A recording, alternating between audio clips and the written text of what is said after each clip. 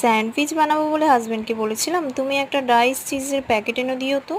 ও মা, দেখি তিনি পিৎজার সমস্ত জিনিস এনে হাজির করেছেন। এর আগে আমি কখনো পিৎজা ট্রাই করিনি, ফার্স্ট টাইম।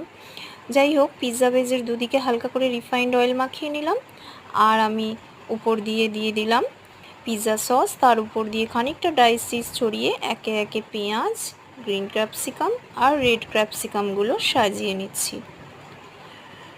আমার মেয়ের আজ ভীষণ আনন্দ হচ্ছে যে তার মা ফার্স্ট টাইম পিৎজা ট্রাই করছে। যাই হোক, এখানে হয়ে গেছে। এরপর আমি এখানে সুইট কর্ন অ্যাড করে দেবো।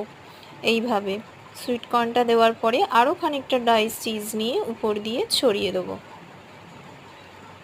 এরপর আমি এখানে অ্যাড করব অরিগ্যানো।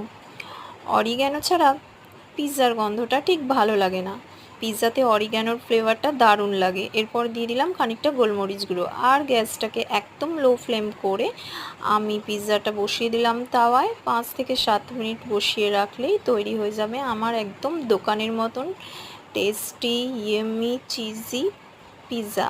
আজ আমার মেয়ে সায়ন্তনী ভীষণ খুশি।